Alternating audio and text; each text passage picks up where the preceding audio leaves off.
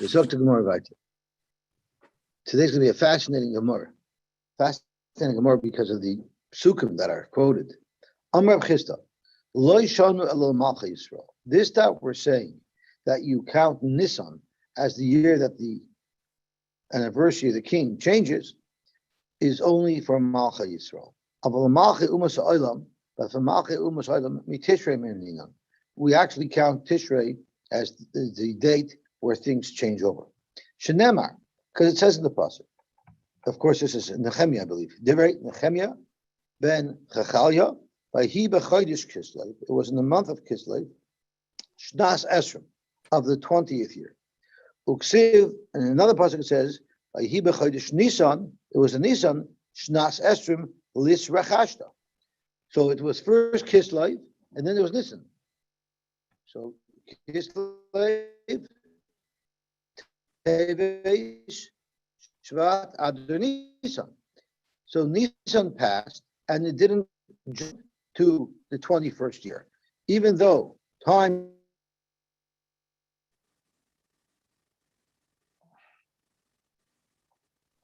changed to the next year. If the original pasuk is the first pasuk is in Kislev, and we're saying it's in the year 20 of the king, the Koy Nisan. Later on, the pasuk in the Koy Shnas Esrim. Sorry, I'm sorry. I got bounced off this internet again. If it happens again, there's a Shema. I will just call in.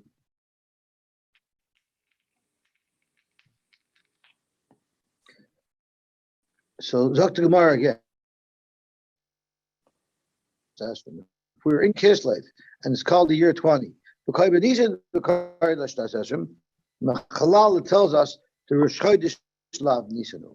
Clearly, Rosh Chodesh cannot be Nisan, because if Rosh Chodesh was Nisan, then it would have changed already to the year 21. You mean Rosh Hashana?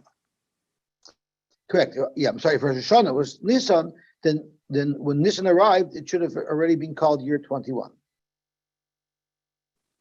So for Bishlama, Heich, Mefarish, the Ras Chash, well, let me get this tongue twister out. The Aras Chash Sisa. In the second pasuk, the pasuk tells us from where we're counting year 20. We're counting year 20 to this king. And this is just a position. Elahai, who said we're counting from him? Dilma, maybe maybe it's a different thing, a different landmark, a different milestone that we're counting from. Good morning. Good morning. I especially appreciate you guys are here because I have to shut off all the video because of the bandwidth issue. Oh. So at least I get to see a face. So maybe it's L'minyana Achrinahu. Good morning, Shmuel. Maybe we're not counting from when Yisrael Chashta became the king. And therefore, you don't have a right at all. Because who said the 20 years that the pasuk is referring to in each of those two psukim are referring to the same start date?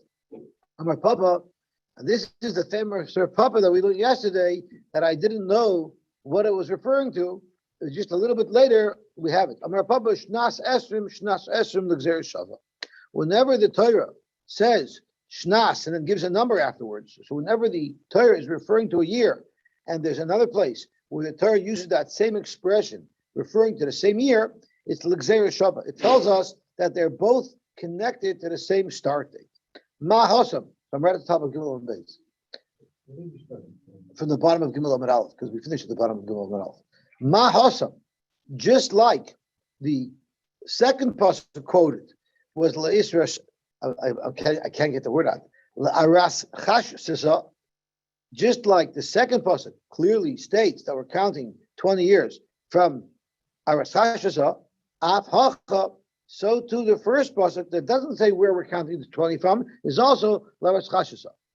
In fact, the Gemara, fine, but how do you know which story came first? How do you know that this first pasuk, as we have it quoted is the pasuk that occurred first. Dilma Masad and Nisan Kaddim. Maybe the story that happened in Nisan came first. And in fact, it makes perfect sense that it's the same year. Because if you start from Nisan and you count the Kislev, you don't have a Nisan in between.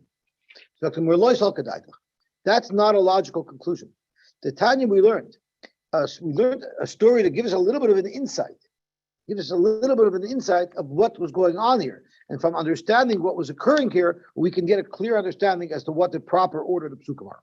So let me just go back to the two psukim again, so we get to understand a little bit of what they mean, not just focus on the years involved, because we want to get context. So the first pasuk is Divrei Nehemiah ben Chachalya. Vayhi b'chodesh Kislev shnas Esrim. So it's talking about the beginning of the nevuah of Nehemiah. It's the first pasuk of Nehemiah, and it says Vani Hayisi b'Shushan Abira. Nehemiah lived in Shushan. Many Yidden had already went up there to Israel. Nehemiah was still behind in Shushan, and he actually worked for the king. He was a Sar Hamashkin for the king, and he was probably an advisor as well. The next pasuk says Vayhi shnas Esrim la'ar Tachshasta Hamelech. It says Yayin Lefanov. There's wine in front of him. Va'eses hayayin. I've lifted up the wine. The etna lamelech. I gave it to the king. V'lo hayisi ra lefanov. And it was not bad in front of him. And we'll see what this means. So let's go back to the Gemara that analyzes what these psukim are referring to, and therefore what the context shows us that the order must be.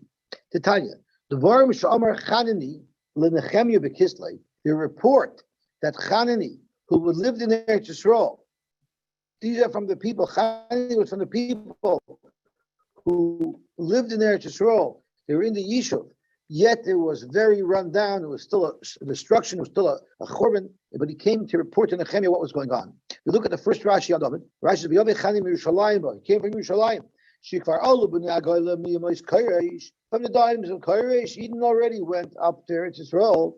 V'yisham b'yamav b'mei Achashverosh. They were there in the days of Koresh, and even in the days of Achashverosh, there was already a small community that was beginning to grow back in the ruins of Yerushalayim.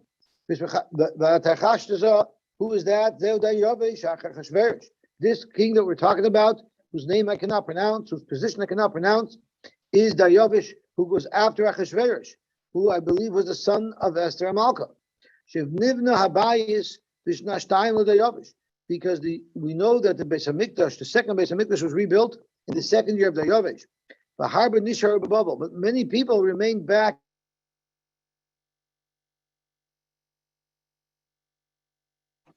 together. Nehemiah was stuck back in Shushan, and he worked in the king's palace. So what happened? The dire report that Hanani gave to Nehemiah b'Kislev, Amram Nehemiah lemelech b'Nisan. Nehemiah only delivered it to the Melech and Nisan. I'm not sure why he waited, but he probably was waiting for an opportune moment to present this to the king. Maybe he wanted to wait for a vote campaign where the king's like promising things to their constituents, but he was waiting for an opportune moment. Because you would think if he's reporting a very difficult situation, Nehemiah would act right away. So it says, Dvarim she'amar Hanani leNehemiah b'Kislev. What was the report that Hanani gave Nehemiah in Kislev? Shenemer divrei Nehemiah ben Chachalya. So this goes back to the very first pasuk of Nehemiah that we were talking about. So that'll give it some context. It's talking about the report that Nehemiah was receiving from Hanani. And it says, "V'hi b'chodesh Kislev shnas esrim, v'ani Yosy b'Shushan Habira." I was in Shushan. V'yavei Chinani echad me'achehu, one of my brothers. V'anoshim Yehuda. He was one of the people who lived in Yehuda, who meaning from the new Yishuv, he moved up into the ruins. Rosh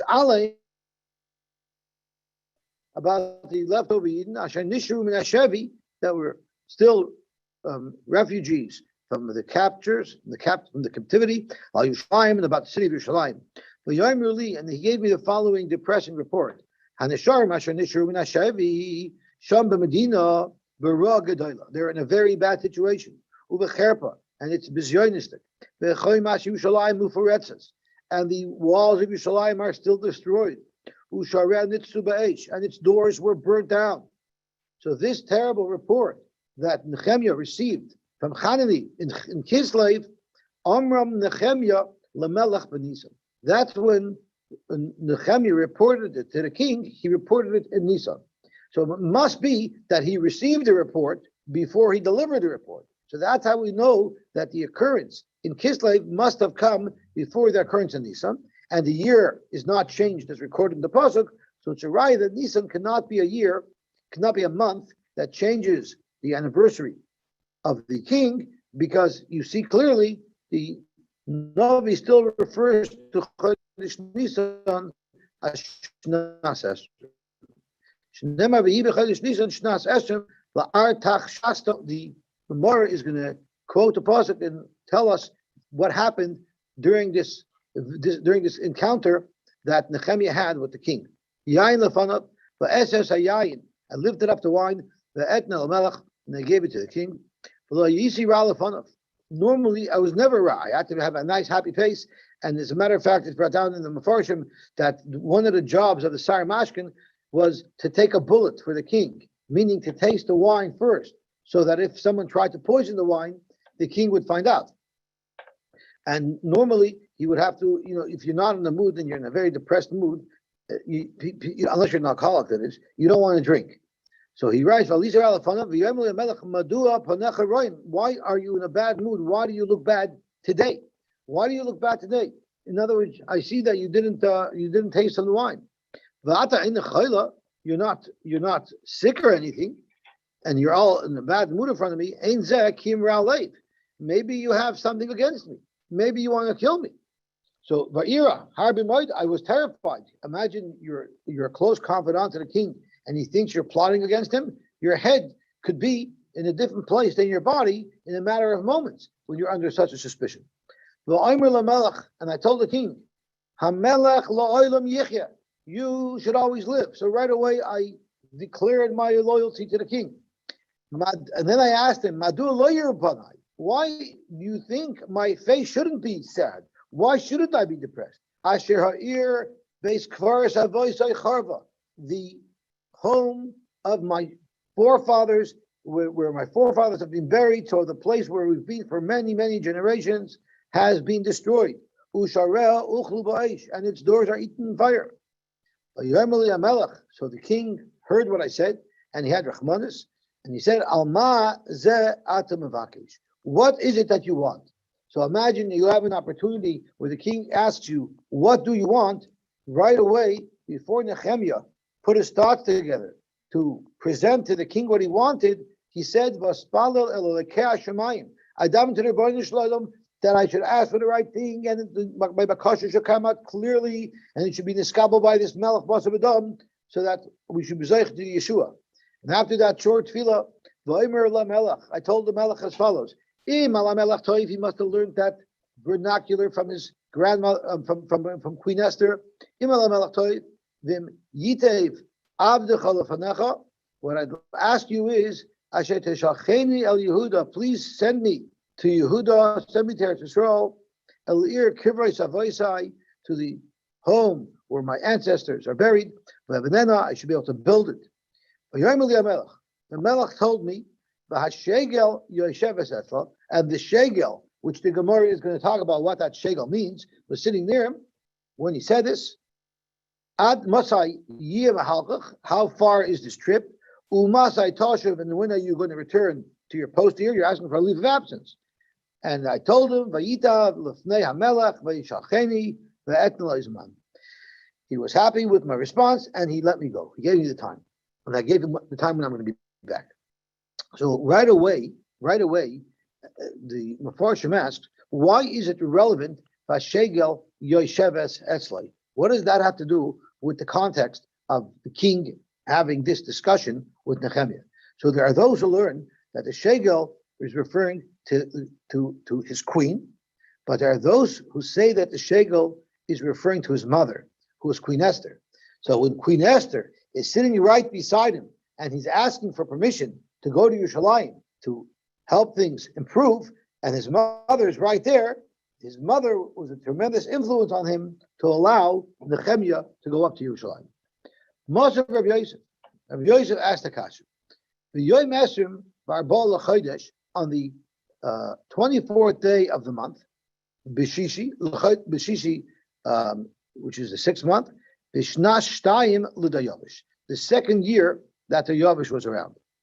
And then it says, so let's think, Bishishi would be Nisan, Iyar, Sivan, Tammuz of El, right? And then it says, Uchsiv B'Shvi, which is Tishrei, it says Be'esrim Ve'echad L'Chodesh, but it doesn't say that it's the year 21. Because remember, when you go from El to Tishrei, if for Malchei Umaysa Olam, Tishrei is what changes the year, so then it should have said in year 21. So Zaktim from Isa, Bishvi Bishna, I'm sorry, Bishnash time. I don't know where I got 21. So let's go back. Year 2 of the Yavish, and then it says on the 7th month, but it doesn't mention right afterwards that the year had changed from the year 2 that we were talking about to year 3. And if Rosh Chodesh Tishrei is the date that the year changes over, the pasuk should have spoken out that now the year had already changed. The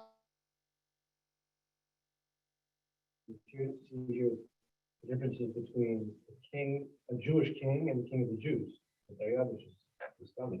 Well, I'm happy. So I think you're asking a Murray de Kakasha. This is a Jew. Koresh was the son, or the Yavish was the son of Esther. So he's Jewish. So Mar is saying over here that by a Goyish king, you count from Tishrei. Koresh was Jewish. So I figure, but he wasn't a Jewish king, and answered it in one breath. So I figure says there's a difference between a Jewish king and a king of the Jews. A king of the Jews changes by Nisan, but a Jewish king, it's not about the religion of the king. It's about the religion of the people who he's ruling over. That's a figure's territory. So a figure, by mentioning off the cuff comment, was asking a Gabalta Kasha and was answering it. But there are those who answer with a fascinating, interesting story. Do you remember when we learned Megillah Surus, there was a big controversy about whether or not it's Amoini v'le Amoinis or Ma'ovi v'le Ma'ovis. Does the Yichus follow the father or does it follow the mother? And there were many people, Rav Klal Yisrael held that your Judaism doesn't follow your mother, it follows your father, because that's why an Amoinis would be a problem, right? So I'm not sure which one of them are Forshim on the Nobi says so, but he says now we have it very clear to us that the Yiddishkeit lineage follows with the mother, but it wasn't always so clear. There were times where they thought that it followed the father, and therefore it's not clear. At least in those times, it's still possible that halacha did not come out yet with clarity as to the status of the king. Well, then wouldn't Yishmael be a Jew? Give me 1 second. I think you were saying something. One of the times that my family has to do with, or Ezra has, don't come back, is that they stayed with their children. The husband wanted to stay with their Goyish wives and children. Right. And so isn't that, why is that time though? Because they're not even Jewish. Uh-huh. You want to stay with your children? You don't want to. So you see, there's controversy. I guess Ezra says you shouldn't be doing that, but they said we should be doing that. Maybe that was a good part of the conversation. Duvi, what are you saying? Don't we have proof from Yishmael all the way back to Yishmael? Back to Shmuel, that what? That you follow the mother? Yeah. How is that? Because he wasn't considered part of the Yaakov was part of Bnei Israel. I don't know. Before Matan Torah, I'm not sure how things work. So I'm not sure. You see, by Yishmael, we sort of pushed off, but I don't know. I do not know. And it seems like after Matan Torah, that's when the halacha came out, but I guess there's still confusion. But you have a good point. I don't know the answer. So let's see what the Gemara says. Amar Rabavo, don't worry about Koresh. Koresh melech kosher haya. Whether he was the Jewish king or not is irrelevant. He was a good king. And since he was a good king, lefichach manuloi kamalchi Yisrael. As a special honor to Koresh, they counted his years based on Malchi Yisrael. So the Navi treats him very kindly. When the Navi discusses his history and the occurrences of his life, we use the dates as a Melech Yisrael. That's a very, very big honor that the Torah can give to a Melech. We have a lot of problems with what you want to say that Koresh was a melech kosher. There's going to be some very serious problems with it. Problem number one is the imen nisan menin kosher krayadadi. You want to say that because Koresh was a melech kosher, for him we don't count from Tishrei, for him we count from this. So that's going to cause a problem. The Mekin Kashu Krayadadi is going to lead to a contradiction in Tupsuk. The Chsivit says, "We should say a base Adana ad yon tlosal yerach adar." I don't know what the title of his chiyai. Maybe the people who come out of this house until the third day of the month of Adar. The he shnas shis l'malchus dayavish malka, which is the year 6.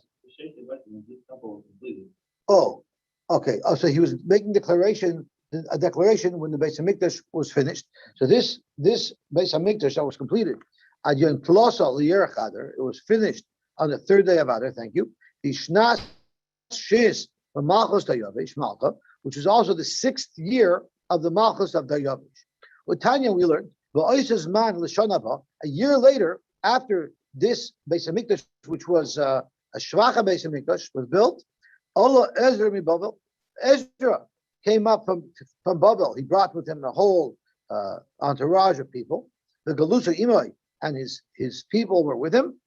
Uchsiv, and the pasuk describing something that happened over a year after the establishment of the second Beis Hamikdash. It says as follows: V'yavi Yerushalayim b'chodesh hachamishi, in the 5th month, he shnas hashavias lemelach. So let's stop a second. This was the 6th year of the Melech. It was in Chodesh Adar. So if you go a year later, it's Chodesh Adar of the 7th year. But Chodesh HaChamishi is Av. So if you count from Adar, Nisan, Iyar, Sivan, Tammuz, Av, which means that Nisan had already passed. So they extended another couple of months until Nisan, which means if this person was a melech kosher, now we've crossed over into an 8th year because it's Adar plus a couple of months later, meaning Nisan has already passed. So if you count for this melech, who you're claiming is a melech kosher, you count Nisan as the day where the year changes, then it should have been Shnas HaShminis. That's question number one. And question number two, Midami. How could you bring any rise from the psukim that you were talking about? Hasam Koresh, Hachadar Yavesh. Who did you say was a melech kosher? You said Koresh, but we're talking here about Daryavish. So let's have a look. Who did Nehemiah work for? Where we're saying that the year changes in Nisan, it was Daryavish, and you want to bring the Araya from Koresh. So let's see Rashi. We're discussing Daryavish. You're telling me about Koresh being a melech kosher when our discussion here is Daryavish. So you're mixing up 2 different kings. Zok Gemara, that's not a problem. Tana, we learned who Koresh, who Daryavish, who Artaxshasta. All these 3 names are in fact referring to the same king. So all these psukim are referring to the same. Koresh, he was referred to Koresh a melech kosher haya because he was a kosher king, and that's where the restaurant name came from. Koresh, kosher king. Kosher king was the name of a restaurant, and I think Rashi tells us that Koresh and kosher is the same name, right? If you look Koresh melech kosher haya, Rashi says, "Claimer Hashem shall you kosher karu Koresh u'shmoy meir Allah," and his name is testimony to the fact that he was a melech kosher. Why was it very strict condition? I'm not sure. Maybe he was kosher, but he wasn't glad kosher. I don't know. I'm not sure how it works. Okay. So who Koresh, who Artaxshasta, Koresh melech kosher, Artaxshasta al shem achusai, umashemai. What was the name that he got by his bris? And in this case, he really might have had a bris. The Yavish. Fact Gemara, Mikol Makayim kosher. It's still going to be shver because we still have a discrepancy. Because we're showing over here in these psukim that in fact Nisan did not change the year. It was Tishrei that changed the year. Because, as we noted, it was a year later in Adar, and then up to Av, it was still considered the same year. It should have been considered the 8th year.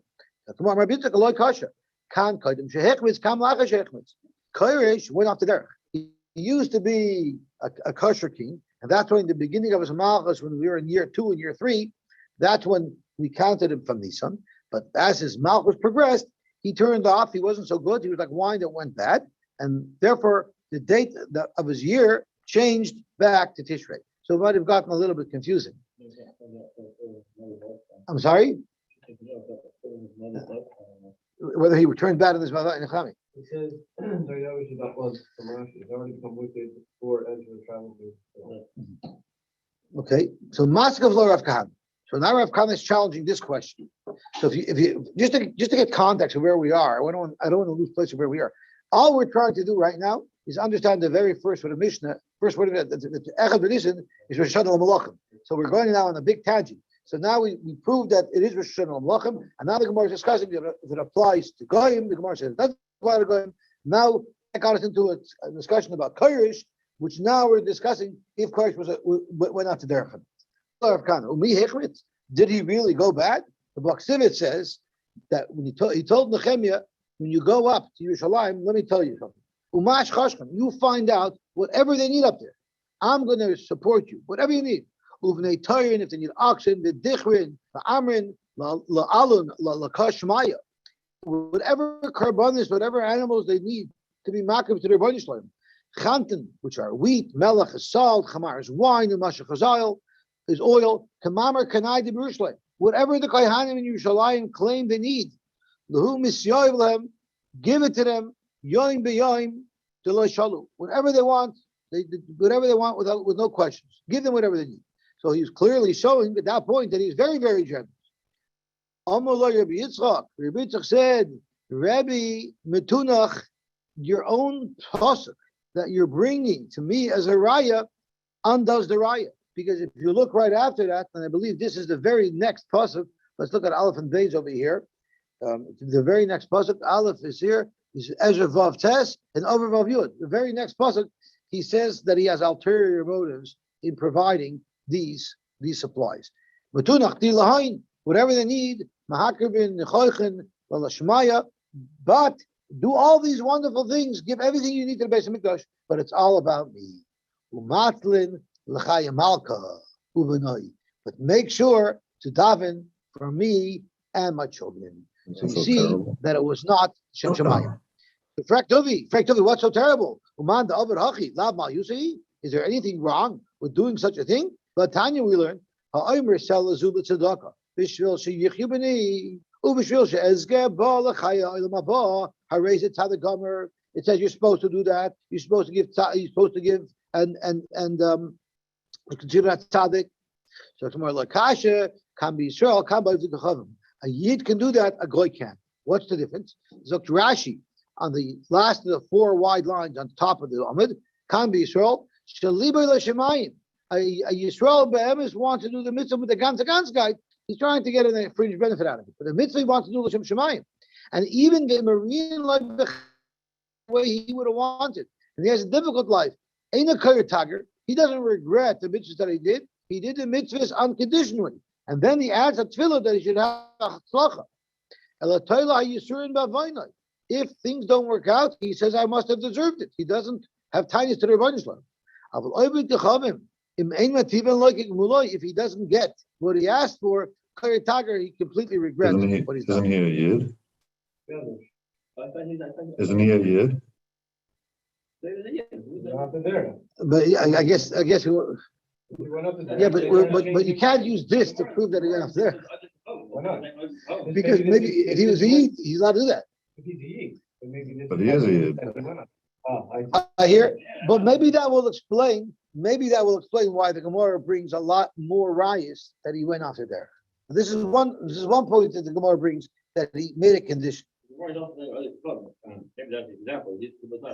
Right, but I guess he was like I figure that he was a king over Goyim. We looked at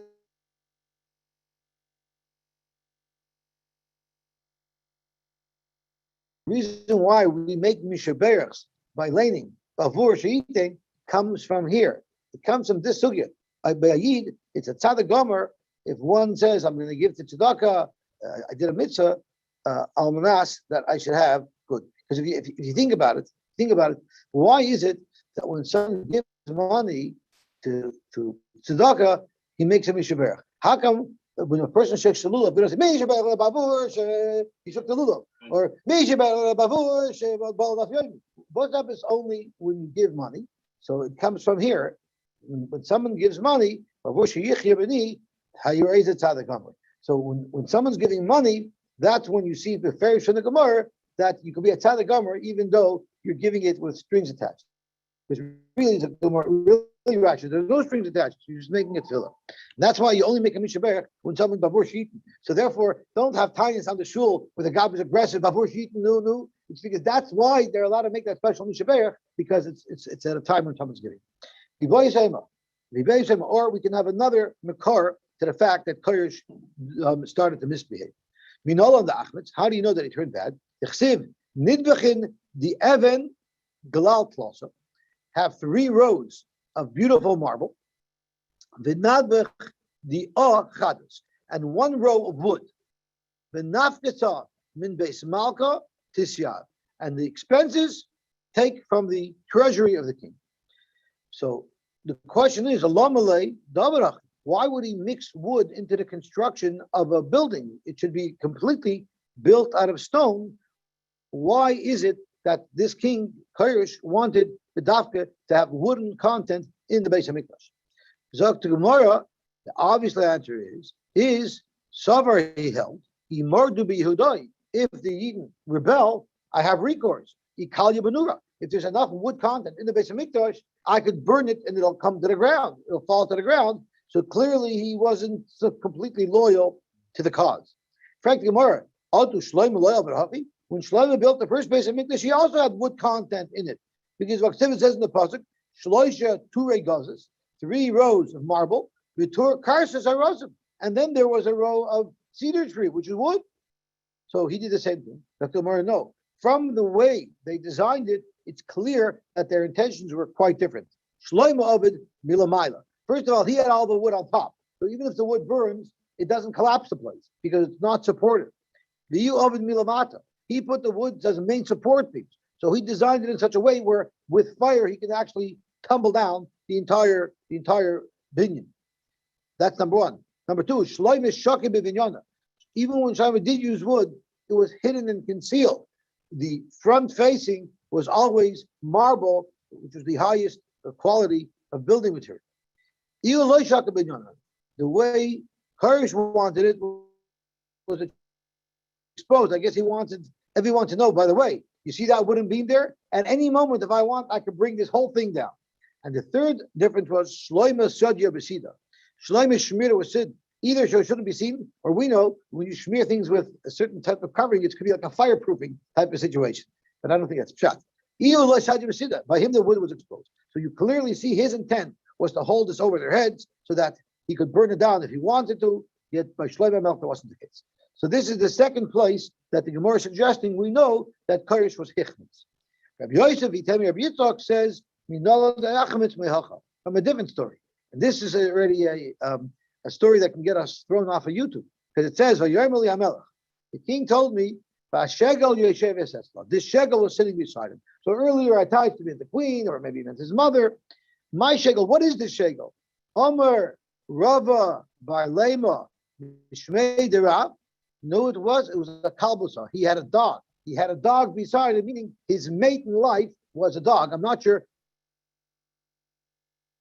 A, B, C, D, E, F, but one of the letters, he had his closest confidant he was in the Bilam club.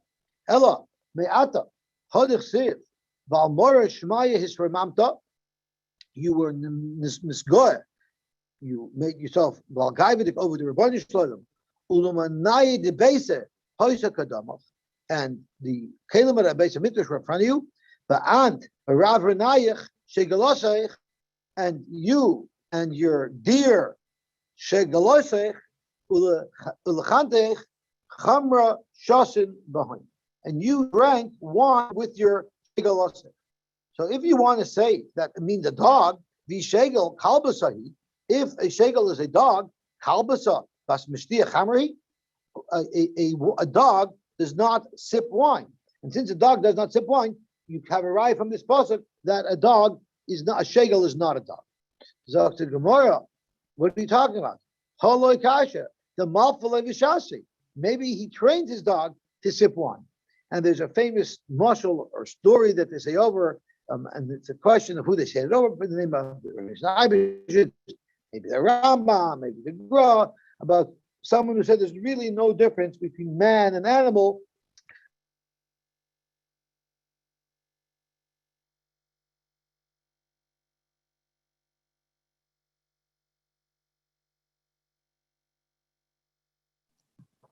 We lost you, Yosy.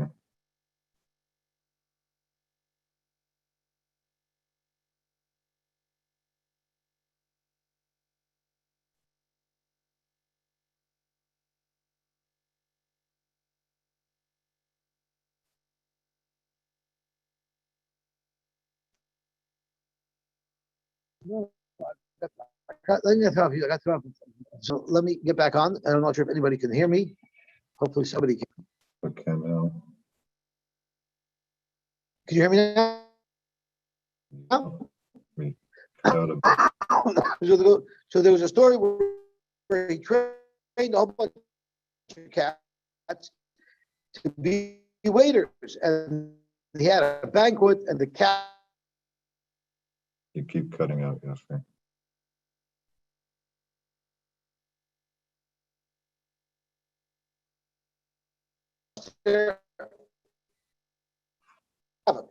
But us, we have.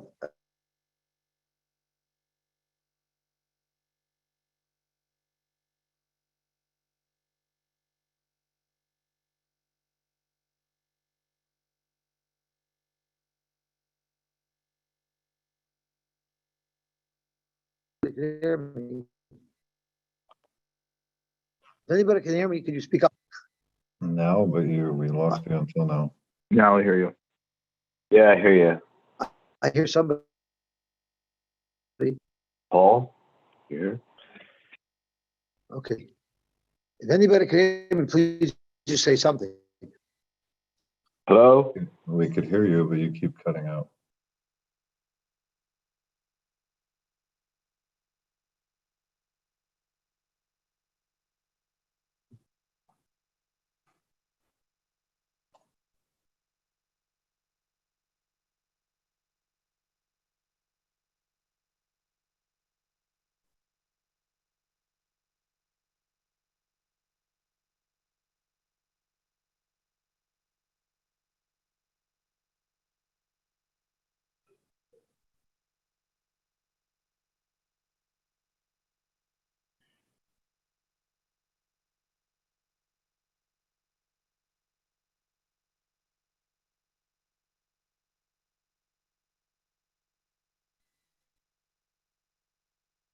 Rabbi, I'm just connecting to Victor made a hotspot. I'm going to connect to his hotspot if I can find it. Victor's iPhone. Okay, connect automatically. No, I can't do that. This is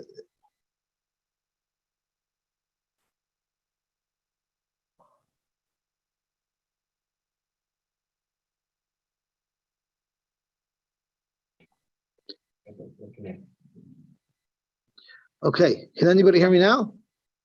Yep. Okay, so I'm using a Victor's hotspot. So thank you very much, Victor, for letting us use his telephone hotspot. Okay, so let's see the Gemara weiter. So the Gemara says, maybe it does mean a dog.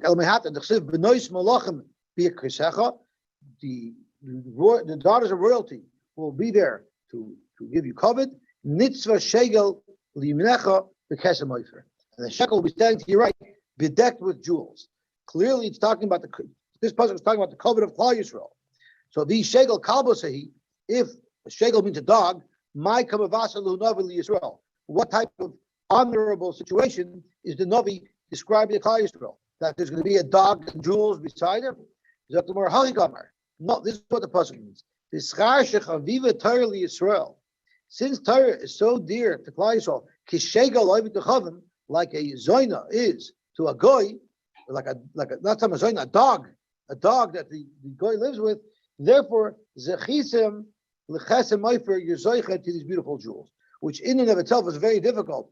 The Novi could not have thought of anything to compare our love of Torah to other than someone who lives with a dog. Hayitachin. So the Nitziv explains that someone who lives with a dog, that's such an unexplainable, unlogical, repulsive thing. But this guy must have such a crazy taiva that he can't control himself. So our love for Torah, our love for Yiddishkeit is so at first glance so unrational that no matter what it is, no matter how difficult it is for us, we are always dedicating ourselves to mitzvahs, to Torah. We get up early, we learn, we daven, we take so much time, no one's paying us for it. So that crazy type of unrational love that we have, because we have such a love, that's why we're zoicha. Let's say shegel takad means a queen. Rabbi Bar Lema, Rabbi Bar Lema, who said that he had a dog, and that's how you know that he was hichmitz. Gemara Gamerla, he really means machasa. In that particular event, he learned that a shegel means a dog. Amai Karla Shegel, why was the dog referred to with the word shegel, which means his beloved wife, his beloved partner in life? This king loved this dog like a normal person would love his beloved person. Inami, or another shot, this dog that he had, he made that dog sit in the place, in the same throne that would normally be reserved for the queen. Iba Isema, or we can have another shot. Imagine having a whole daf of Gemara dedicated to itemizing your affairs. Iba Isema, after the last Avera that we itemized for Koresh, the rest probably are going to be a little bit more mild. Iba Isema Milad Achmed, how do you know he did that? In this passage. It says, at Kesef Kikrin Meya. So first he says, whatever you need for the Beis Hamikdash, on the house, on the treasury. And now he gave a limit. At Kesef Kikrin Meya, but Chantan Koren Meya, but Chamar Batan Meya, but Batan Meshech Meya. So it talks about the silver and about the wheat, but there are all limits. Umelach, Diloi Kasa, okay? Now, Mikara, Beloy Kitsusa, in the earlier pasuk, he said, whatever you need, you take. And now he's giving amounts. So that you see, he pulled back on his commitment. You see, he went bad. That's not a raya.